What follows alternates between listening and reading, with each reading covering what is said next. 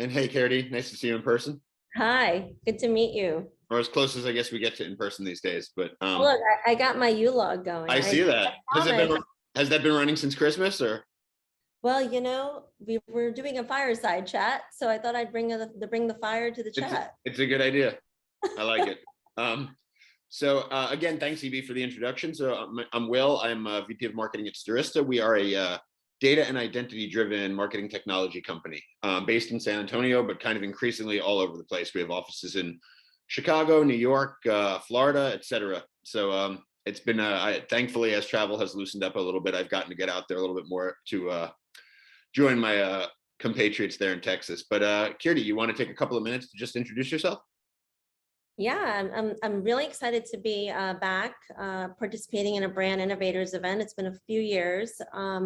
I come to join this esteemed colleague and series of speakers with about, I think I'm now 24 years of marketing experience. I started out my career in kind of an exciting sector called entertainment and the high fashion industry. And fast forward, I've spent 90% of my years actually in the financial services industry across really great brands like Citibank, Oppenheimer Funds, till it was acquired by Invesco, Russell Investments.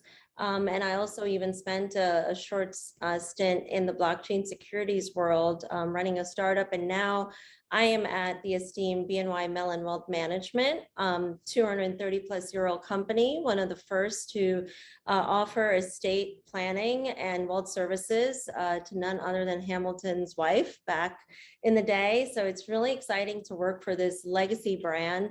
I joined the brand in 2020. Right in the middle and the start of the pandemic, which was an interesting time to start and join an organization that was really hungry for transformation so that we could do all we can to frankly best serve our wealth clients. And so that's my short intro there. Well, we have that in common. I started at Stirista in August of 2020, kind of right in the middle of everything, or right in the thick of everything. And it's been great, but it was interesting. I didn't really get to meet everybody until almost a year later in person. So thankfully I knew a few of the people already. And, we pretty liberally used Google Meet and video, but it's always good to kind of be in person with people when you can.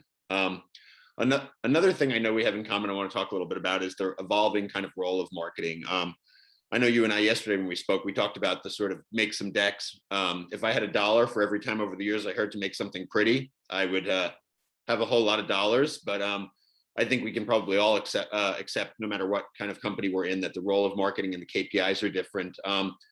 I guess for lack of a less corny term, can you tell us a little bit about a day in the life and the way your team is constructed and what kind of the key KPIs are? So great question. And I think there's a lot to unpack there. When you look at the wealth management industry holistically, I would say some of the things you mentioned are probably quite akin to what we were expected to do in marketing, right? First and foremost, it was important that we function in a way that supports the sales organization, but then also equips our wealth managers with whatever tools and assets they need and needed in order to best manage their client experience. But what's happened in the last few years, Will, is that the client experience has changed. And so with that, wealth management and marketing really needed to frankly step back and figure out how did we need to pivot, right? So it really has been about, since I've joined, how do we pivot? What do we need to build? And then what can we start to help test and learn and grow aspects of the contribution of marketing? So really, I like to say that marketing has taken on a new KPI of being accountable for helping to drive those opportunities to really help engage across different key functions to enhance client experience. And then the third area is like, how do we operationalize and how do we leverage data, right? And I would say, yeah, in years past, especially working in the FinServ sector, the number of times, Will, I was told, can you give this to Kirti and her team so she can make it pretty? And I was like, that's really not what marketing is here to do. No, I know. It's pretty. The pretty is great, and that's really, really important. But what I think marketing is doing now, first and foremost, is we are the actual folks that kind of connect all the dots right across an organization.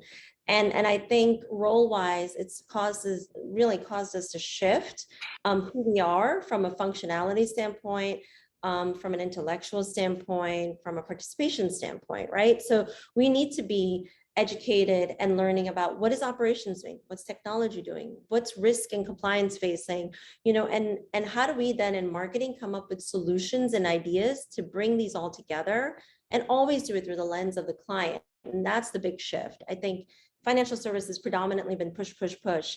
We have a checking account, push it. We want you to do private banking, push it. But when you're tailoring to the ultra high net worth segment that we specifically focus on, which is a very premium segment, right, and a growing segment, to Martha's panel or discussion that just happened before, there's growing wealth across all the different generations that we have to tailor to, and how and what and in the ways they choose to interact with brands like us is gone on a 180, right? And the pandemic has accelerated that, frankly, also for our predominant, baby boomer market, the Gen Xers. We like digital. We like to interact and, interfacing in this fashion. We may not need to have a phone conversation. We're okay getting a text message about something, right? And so how does this impact what marketing does? And so a part of my 2020 kind of remit when I came in was also to assess talent. How do we best align to corporate strategy? How can we straddle across all the different functions in our organization? And what do we need to do to basically align our team to the corporate goals? And so really our team is very, very much delineated and functional in how it's structured. But for me, it was also important to isolate special roles that are dedicated to different type of clients. Because even amongst the ultra wealthy, there are very big distinctions in what they want, how they want it, and the ways they want to interact with us. Yeah, I'm so happy you said Generation X out loud, because I'm like a proud Gen Xer, and I feel like I've seen 8 million polls of why millennials and boomers don't get along. I'm like, we're a whole forgotten generation sometimes, and we're, boomers might still have the lead, but we're out there spending a lot. We're probably some of the biggest consumers. So, like I said, I never hear it come up, so I'm just glad it came up. It might be a little selfish on my part too, so. That's okay. We need a little bit more representation for sure. And we definitely had the best music, so. We definitely do. Just along those lines, I know to your earlier point, wealth management, obviously, there's an expectation of service and a certain level of service, and being that, sort of I don't want to belabor COVID, because as we said, it's kind of boring and enough is enough as far as discussing it. But to that end, at least the part where people could not be together in person, or there weren't as many in-person meetings happening, how did you guys use marketing beyond what sounds like a verticalized approach, depending on who you were going out to? How did you guys use marketing to fill that gap? Well, so, what was interesting is I came in at a really great juncture where the organization was frankly organically transforming. It was like we couldn't do live events, which is how we engage with our clients the most, or face-to-face meetings. And, we then took that opportunity to really shift to identifying digital experiences that can really create these interactions in a meaningful way. How do we do money can't buy experiences, but do it in a virtual format? Like whether it's related to fine arts and NFTs, or it's related to, let's do some, plant designing together, or wine tastings, like, or private view into a special arm of the MoMA or Met Museum. Like we had to really think out of the box, right? So I think it was great to shift to that kind of creativity aspect of it. But there was still a resistance, frankly, from client-facing kind of folks in our organization to say, well, why are we going digital? Like I still need to do something with my clients. And I think that's been the big shift for wealth management, is the fact that we thought it was going to be temporary, but moving now forward, Will, into 2022, what was seemed like a short-term Band-Aid fix, where marketing came in and helped shifted us to more digital experiences, virtual events, identified other kind of mediums like social and email, and all the basic things that we maybe took for granted became actual tools to generate engagement, and as well as opportunities in the pipeline. We now need to move all of that mindset into what I'm kind of calling the years of hybrid and integration. So it's not about let's forget about sales support. It's not about let's forget about events or virtual experiences, but how are we going to integrate and bring these together so that we can truly create optimal client experiences. But then this is also going to allow us the opportunity to scale our outreach to segments that otherwise we didn't interact with before the pandemic, right? Like I think we were been primarily focused on our legacy clients, our existing client base. But what the pandemic really brought to the table is the opportunity to scale our offerings to the other wealthy clients that are coming into the marketplace. And that's where this kind of hybrid integrated approach is going to be key. And I guess to that end, I mean, that's one side of the answer in terms of how you dealt with clients and prospects. On the other end, you coming into things kind of in the middle of all this and probably being remote for at least the beginning of your role there. And knowing you probably have a team of various levels, I would guess at your level from, very junior to mid-management and beyond. How did you kind of keep people engaged coming on board? And I guess it's a couple of part question. What have been the challenges and opportunities? How did you keep people engaged? And how has it shifted, if at all, the way that you kind of structure your team and the way that you guys work? So I'm going to admit something which is probably appalling. I still have not met everyone in person. We've had this interesting bad luck that every time I try to organize, let's all get together for an offsite, the vid may be on like the down low, No, we have things organized. We're gonna come together, and a Delta comes in, or an Omicron comes in, yeah. and also for me, there's also the real importance in the optics that marketing is here, in the background to help drive a lot of our initiatives, and we should not be just outwardly just kind of spending money to constantly travel and meet each other, because what we did prove is that the pandemic allowed us all to have equal FaceTime value on camera with one another. It level set the playing field. I came in new into my role, which means nobody could just come into my office and hang out with me and suddenly the optics of someone being favored. We are all in the equal playing field. So from a talent and culture standpoint, that was really important for me to make myself equally accessible to all of my counterparts across my organization. The other thing about talent too is that I think it allowed people to really find that work-life balance with families, or if they're pursuing higher education or studies, it allowed that flexibility. And marketing is such a craft, and we're lucky in this, is that you could really be anywhere as long as you're, communicating and you're getting on the camera or you're texting or doing whatever you have to, you can get the job done, right? Oh, yeah. So I think from that standpoint, it's been really great, but I am really hungry to meet my team in person, because that is the next point, right? It's about how do we address the potential great resignation that has occurred? And we have levels of talent that are young, mid-range to highly experienced, and even some that are more experienced than me, frankly. And, it's really about the company culture.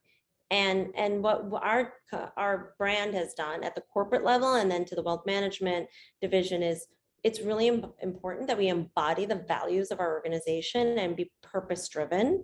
And that is something that we really, really tried to emphasize quite frequently, from the executive team to the mid-level managers to us finding points of engagement through EBRGs and whatnot. And so I think that's a really important piece about culture and us feeling a part of it, but inculcating it also into your performance and your goals, and we're ultimately doing as a marketer within the group. Yeah, it's funny. I find I'm definitely working more, mostly because I just choose to, not because it's imposed upon me, but I'm working more, but I'm working better for me personally, for sure. Like my day is kind of like split up a little bit differently, maybe, I know kind of at this point when I'm most productive and when I'm least productive. So I do this sort of housekeeping stuff when I'm least productive and the real thinking work when I'm most productive. But I did say something to I was talking to my son the other day, and I was like, one day I'll be telling my grandkids about the early part of my career, and they'll be like, you sat on a train for 4 hours a day to go to the office for 9 hours a day. It's definitely been a brave new world for sure. Yeah, and I think we have to acknowledge it's different for every scenario. If you have like small babies or you have like little kids and you don't have somewhere to put them, like I live in Manhattan, you don't have a lot of space, right? So I think it's about having that element of humanity and understanding too, and being flexible, that I think ultimately is motivating to our folks. Like, look, my team had to shift what they were doing. They had to shift their focus. They had to shift the role that we play within wealth management. And kudos to them. They kept an open mind to this crazy woman coming in who was like, nope, we're going to do this. Nope, we're going to drive leads. Nope, we're going to launch a campaign now. Oh, wait, we don't have an automated system yet. Okay, we're going to do it manual until we build the automated. So it was like a lot going on. And the aspect of culture is so important. So everyone should feel a part of the journey. Yeah, I think it's been very humanizing in a lot of ways too, to your earlier point about just seeing where people live as opposed to like walking into someone's corner office or whatever the case may be. But also, my cousin's a sales guy, and he said the most jarring thing for him, he's like 2 years out of school, my uncle's son. He said the most jarring thing has been like all these really like big, like Fortune 500 like CEOs and C-levels in t-shirt, in like band t-shirts or like a Led Zeppelin t-shirt or whatever, as opposed to a suit. So it's, I think in some ways it's probably been a comfort for people who might have otherwise been a little intimidating, especially starting out their career. Absolutely. Absolutely. I guess the next question a little bit different, but I know you talked about having worked in fashion and having been in other sectors of finance. Are there any things that you kind of carry across, no matter where you're working, that have worked, or like tenets that you sort of live by, at least as from a marketing perspective? Yeah, what's interesting is, so because I've also worked within other facets of financial services, ones that may have been more deeply rooted in marketing, driving the outcome, and so driving like, the organizational efforts, and that really prevalent, right, in the consumer banking space specifically. But then when I was in asset management and I was institutional, and it really differs what's happening in those spaces.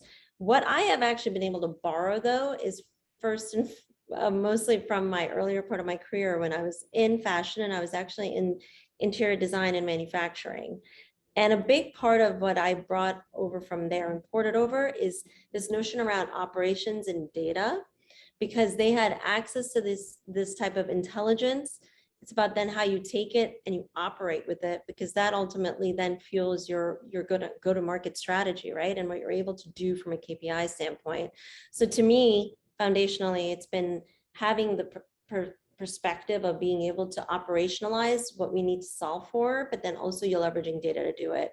Number two is related to creativity and innovation. I think because we're so highly regulated, and then for us specifically in wealth management, we really tailor to such a niche series of audiences, right? And they're quite disparate in their needs. How do we take things that are maybe working, in the beauty industry or in the luxury industry or in these different places, find some commonality with those personas and those traits, but then adapt them and serve them up in a really creative way for our clients and prospective clients. So there are aspects of that I think come to fruition and you're going to see come to unfold for our brand this year too, is related to storytelling. It's related to how do we use technological experiences to get people immersed in the brand and the values that we can bring them. And for instance, we've got this tool called the Active Wealth Accelerator that we just launched in the fall, and it really helps you understand, your wealth strategy. Instead of us talking about it, you can experience it, to then really helping to get out there unscripted, truly, yes, I'm using the word genuine, whether it's genuine or authentic, whatever word we want to use, but client stories that come from truly their gut. It's not about us telling them what to say. It's about what we help them achieve. And so those things I think are the beautiful aspects of what has been ported over, from other industries. And I would also say digital. I think that word scares folks when it comes to that very high brow premium, face-to-face kind of interactive kind of segment that we deal with. But digital is not a dirty word, and it shouldn't be seen as that. And there are ways to really intelligently and elegantly utilize it to create personalized experiences for our clients. Yeah, I do want to just take 1 second, by the way. If anybody has any questions who's listening, please feel free to drop them in the chat, and we will try to address before we wrap our segment. But yeah, one thing I have personally seen the biggest shift, I think, over the years. I came from a brand background, a brand agency background initially, and there was a certain level of acceptance that you would do stuff at all levels of the funnel, but that like a billboard in Times Square wasn't going to drive leads. And you had like sort of your haughty, lofty kind of brand stuff. You had your mid funnel kind of stuff, and then you had your down and dirty tactics like offer driven stuff and things along those lines. Increasingly, obviously, attribution is sort of expected at every level. Like for us, for instance, what we do, the marketing I do for our company, I wouldn't last too long if we weren't able to attribute the success of the various activities we have, because we provide all that to our clients and we're a data company. So it'd be pretty terrible for a data company's marketing not to be data driven and not to be, not to be delivering on analytics and kind of, what the results are. How have, I guess, the increasing demand for attribution and data and analytics played a role in what you do? And how do you, as a second part of that, I guess, how do you maintain a level of creativity and sort of imagination in the face of knowing that practically everything is expected to be measurable to some extent?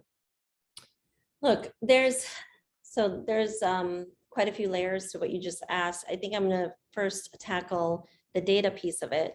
I think what we are actually suffering from in our industry, and because we've got 200+ year old brands here, right? Or it could be a compilation of mergers and acquisitions and different, facets of brands coming together. We've got a lot of disparate data, right? And often, because we've predominantly valued the more manual and traditional way of managing our clients historically, I think one of the big challenges is what data is actually relevant and what of that data is going to be relevant to help us really address our client needs. And so for me, coming in here into this firm now, I'm actually going to say 20 months now, but 20 months in, it was really important to step back and look at our client personas because they're distinct.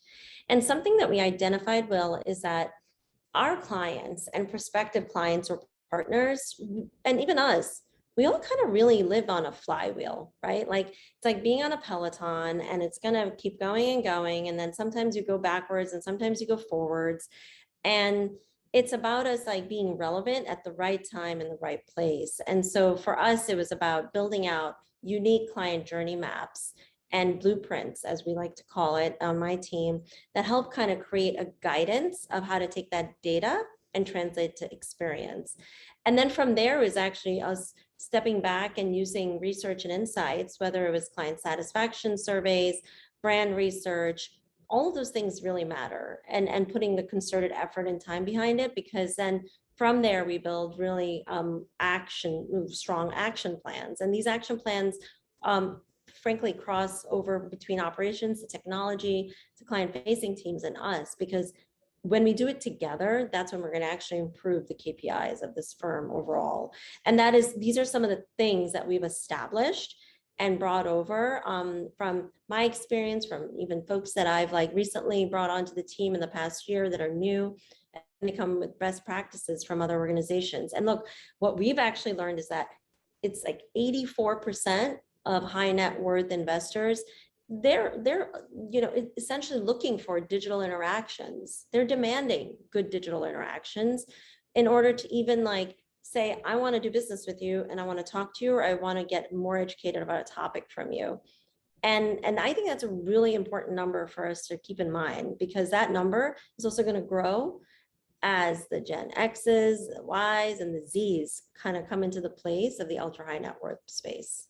Yeah, and I think relevancy, right, is really important. I think there was a time where, I think there's a time coming where consumers are starting to accept that they're going to be targeted and that data is being leveraged to reach them. And I think there was an initial sort of skepticism or lack of acceptance in terms of, this could be creepier. This is a little Big Brotherish. I think it's been around long enough now that, to tell you the truth, like we all have limited amount of time in our day. If we're going to respond to an ad or a piece of content or whatever, if it's relevant, I'm a lot more likely to open it. So I don't think it's quite as, it's viewed as quite as scary or intrusive as it used to be. I think it's welcome in a lot of instances. And to your point about people wanting to be educated and learn something, if you're going to ask them to spend their time, you really, right, we all have to kind of give them something of value back for their time. And that's going to be we cannot waste each other's time. Right.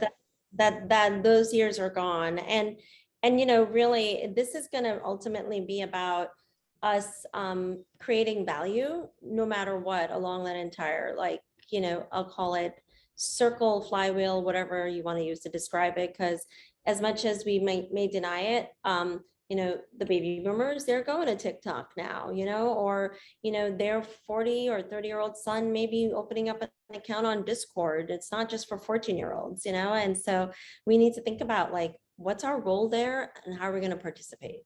I'm on a Discord fashion group, and I'm definitely the oldest person on there, and I get a lot of heat for it generally. So Yeah, I can relate in that regard. I did want to ask, I mean, that kind of leads me actually into the next question. There's so many channels, right? We have so many channels at our disposal, and so many, which is a blessing and a curse, right? Because every time there's like a new hotness, somebody says, what are we going to do here? And frankly, sometimes depending on who your audience is, the answer, the best answer might be nothing, because it just doesn't make sense for that audience. But what are there any of those recent channels, or to your point about TikTok, is there anything that you guys have recently emerged or started to use or utilize, or that you haven't yet that you're excited about, or any kind of recent campaigns you can share, in those emerging channels that you're particularly excited about? Yeah, I mean, look, I just mentioned earlier that we launched this kind of immersive experience called the Active Wealth Accelerator, and in all sense and purposes, it is a game in a way, right? It allows you to go in and you're going to get your wealth strategy score, and how you also compare to the larger ultra high net worth kind of investor audience. So it kind of forces you to ask questions about yourself, and also maybe reach out to your wealth manager and be like, well, I weighted low in ESG. Like, can you help me here? I don't understand. I thought I'm invested in impact investing area. So that's one area. And I think there's that's the kind of an elegant way of doing gaming.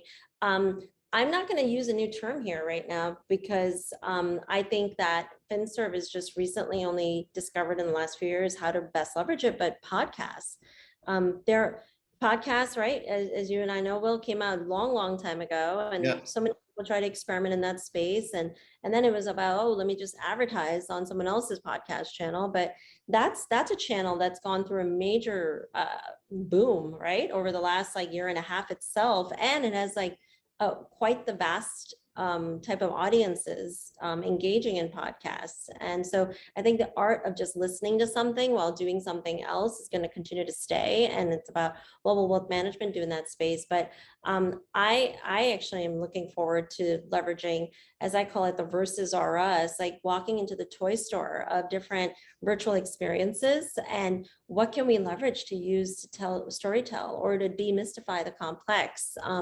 I think is going to be really, really interesting to see for the wealth management space. Yeah, it's funny. I made the switch from music to podcasts in the gym like 4 years ago and never looked back. Like, I always figure if I'm going to be listening to something instead of the same 4 bands I've been listening to for like 25 years, I can learn something. So I try to, I've got I'm still pretty, it's still a pretty small list, but I've got like 8 or 10 podcasts that I listen to religiously, including our own. We actually just hit episode 100, but one of the more genius ideas I think our CEO and our head of B2B had was to launch a podcast in the middle of the pandemic, right? People were looking for content. People were working from home and had more time, and we've had great guests, and it's been a big thing for us. We've got tons of listeners. But yeah, I'm a big fan of podcasts myself. Yeah, podcasts are wonderful. And the other thing, I do see a question that's popped up here from someone. I was going to address that. Yeah. About loyalty. And so loyalty is really important for us, right? And also, because we really do tailor to a niche audience, for us, it's about creating a community. And how do we live through our corporate values in terms of, being passionate and being collaborative and bringing people together in a meaningful way. And so we actually, during the pandemic, launched something that we call the CEO Viewpoint.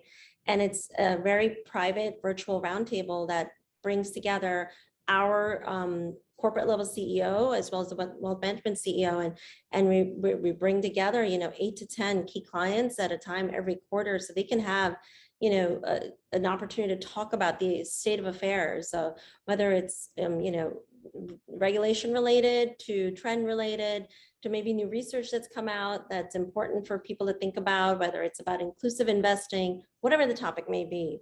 And so that's been ways that we definitely have kind of created programming. And actually, we're also looking at creating a live and potentially hybrid kind of approach to also very key audience focused community gatherings that we do for really ensuring that we continue to educate our clients, keep them engaged with one another, but then learn new things. And so there's a variety of those, whether it's focused on family office, whether it's focused on the actual end investor, to plan giving and charitable or business owners and entrepreneurs type of focused events.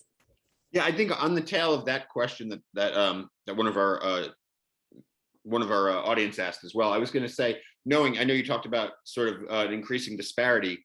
or at least a larger sort of bunch of segments within the wealth management space, what do you do to keep, I would imagine, the competition for maybe people demographically a bit older is a little bit different than some of the younger people who are looking at, maybe everything crypto based, or like you said, spending $350,000 on illustrations of monkey NFTs. But what do you do? What do you do to kind of? I've given. I mean, I respect the idea of NFTs existence, but I feel like I'm too late to the party there. But what do you guys do to keep that younger sort of demographic who might have found themselves with money now and a ripe target for you guys engaged when they're? Yeah. So for us, that's a great question. Well, and I think I had mentioned early on that much of our focus has been on the existing clients and their legacy, but what we don't want to lose sight of is the intergenerational wealth transfer that's occurring, right? As we speak every day, and it's going to continue to occur the next 20 years over a predominant time period of trillions of dollars, right? Transferring to this next generation. And so what we need to really do, and we have been doing, is how do we find those kind of key issues that these families face, so that we are actually empowering and equipping them with the right type of intelligence so that they can advise their son or daughter or whomever that's going to be acquiring their wealth. The other thing is really equipping our wealth managers and client strategists with the right type of information so that they can present kind of what you need to know type of information, right? So we are looking at this as this group as next gen, whether they're an existing client's beneficiary, or they're people, frankly, in our age range, right, that are maybe amassing wealth, and now we need to think about, well, why should they consider us over a Robinhood or a Better or Marcus or these other offerings that are out there? And the reality is, for us, we will continue to tailor our offerings to the very ultra high net worth, right? There are a lot of mass wealth managers out there, but they're not really truly offering a differentiated platform. And so for us, kind of getting our feet wet in that area is actually deploying immersive digital experiences. It's about expanding and not doing micro segmenting, but segmentation and outreach of information based on their wealth level. Because if you're IPOing your new company and cashing out or exiting, and it doesn't matter if you're 40 years old or 6 years old, the phase at which you're doing that for a company that's being IPO'd, for instance, is going to be the same. So this is like, we've changed our journey mapping and our approach to not make it about your specific demographics, but more so about the needs based on where you are in your life cycle.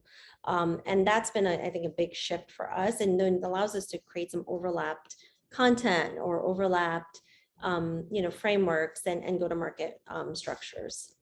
Yeah, it's funny. He's certainly not quite there, but my oldest son is done with school and working, and he's doing pretty well. And he calls me all the time. He lives in Florida now, but he calls me all the time and he asks me about, like, should I invest in this? Should I invest in that? And I'm always like, you should cover the basics first, like the IRA or retirement account, like do the basic stuff before you start like investing in a bunch of potentially like terrifying fly-by-night stuff. So I think, especially people who are new to having any kind of money beyond like whatever they got for an allowance, or whatever they were getting by on in college, it's a whole new ball game for. So I guess we have time for maybe like 2 more questions. One, I would ask, what are there any big trends that you either see continuing or new ones arising for 2022, kind of in the marketing space? Well, I would say in larger marketing, and this probably is predominant, I would say in the financial services sector, or even B2B, I feel like we look at brand promotion and product or strategy kind of marketing as separate almost work streams. It's about, oh, brand, we need to be like lofty and brandy.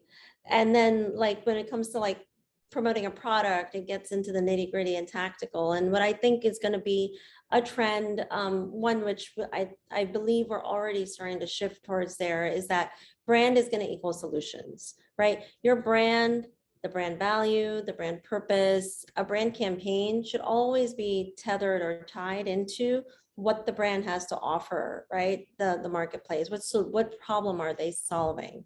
And so those are really going to become hand in hand. And I think we're going to see some efficiency from a use of media dollars and kind of go to market in terms of we could talk about the lofty brand, but then still really in the same communication, let's just say, get that strategy, promotion, or solutions offering embedded within it. And it doesn't have to become these tactics going this way and that tactic going that way. So I think that's going to become a really big trend for us. Yeah, I think for everybody, I mean, I think the emergence of digital really, the one biggest positive to me is that it merged the kind of brand and direct response world, right? In fact, I've always said that I think people who started out in like direct response marketing were in some ways better situated to adapt to what was happening in digital because it was kind of born out of that direct response kind of tradition.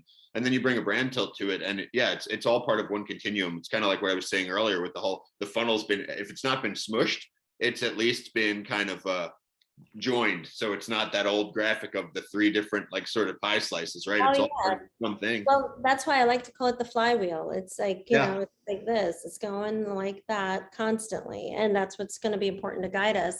Another big trend I also kind of see is, look, connected TV has been there for a really long time. I remember experimenting in it back in like 2014, 15, and trying to put in contextual video content there.